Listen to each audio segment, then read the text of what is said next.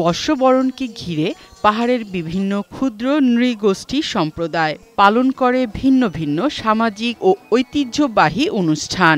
পার্বত্য চট্টগ্রামে ক্ষুদ্র নৃগোষ্ঠীদের বর্ষবরণ উৎসব বৈশাখী, যা ত্রিপুরাদের কাছে বৈশু, মারমাদের কাছে সাংগ্রাই এবং চাকমাদের কাছে বিজু নামে পরিচিত। এই তিন উৎসবের প্রথম অক্ষর নিয়ে নামকরণ করা হয়েছে বৈশাখী। বর্ষবরণকে ঘিরে পার্বত্য জেলা বান্দরবানে চলছে সাংগ্রাই উৎসবের প্রস্তুতি। এটি পার্বত্য অঞ্চলের বসবাসকারী মারমা সম্প্রদায়ের অন্যতম প্রধান সামাজিক উৎসব। এর প্রধান আকর্ষণ জলকেলি। এছাড়াও এবছর সাংগ্রাই উপলক্ষে থাকছে 4 দিন ব্যাপী সাংগ্রাই মেলা। সব মিলিয়ে নানা আয়োজনে সপ্তাহব্যাপী উদযাপিত হবে এইবারের উৎসব।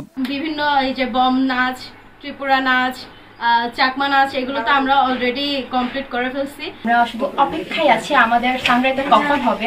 একদম ভীষণ খুশি, সেটা হচ্ছে যে এবছর আমরা খুব ধুমধামভাবে সেটা পালন করতে পারবো। ইতিমধ্যে উৎসবের সকল প্রস্তুতি সম্পন্ন হয়েছে বলে জানিয়েছেন আয়োজক কমিটি।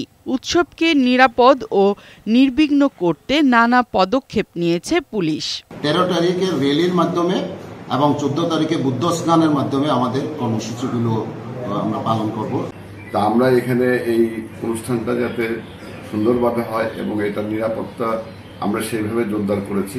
এদিকে রাঙামাটিতে চলছে নতুন বর্ষবরণের প্রস্তুতি। বাঘাইছড়ি উপজেলার সাজেকে বৈশাখী উৎসব উপলক্ষে স্থানীয় পাহাড়ি সম্প্রদায়ের মাঝে বস্ত্র বিতরণ করেছে বাঘাইবাড়ি ব্যাটালিয়ন 54 বিজিবি।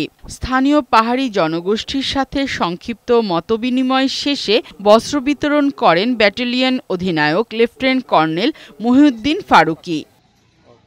ফারহানা শিমু, বৈশাখী সংবাদ।